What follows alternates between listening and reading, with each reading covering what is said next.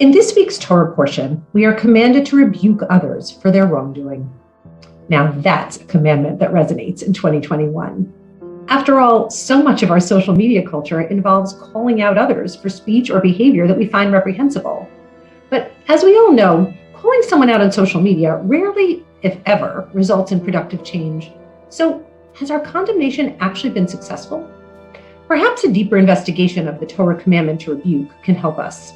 The Torah states, "You shall rebuke your fellow and do not bear a sin because of him."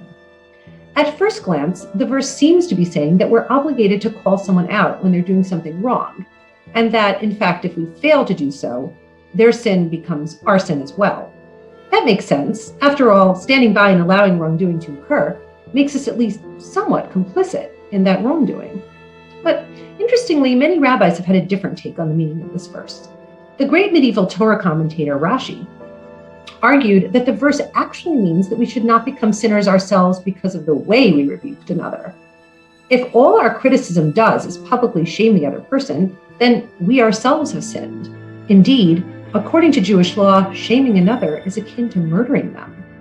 Instead, our rebuke must be productive in nature, designed to change minds and hearts, not merely to embarrass someone else or showcase our own righteousness.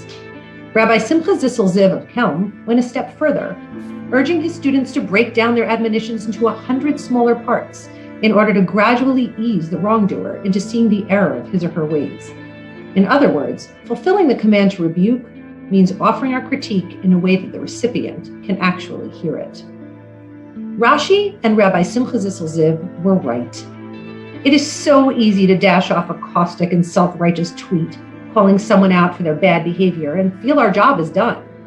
But study after study has shown that such rebuke does nothing to change anyone's mind or heart. If anything, it simply hardens their attachment to what we found to be a reprehensible viewpoint. Instead, the rabbis tell us to choose ways of expressing our criticism that can foster better outcomes. Maybe we can choose to reach out privately rather than in a public social media post. Maybe we can ask clarifying questions before jumping to deliver pithy and righteous pronouncements that lack nuance or perspective. Of course, there are statements and acts that are so hate-filled and egregious that they are in need of public rebuke in the strongest possible terms. But most people do not want to be offensive to others, and with the right manner of admonishment, we might actually help them to see their actions in a new light. The Torah commands us to rebuke. It's up to us to do so in a way that will actually cause change.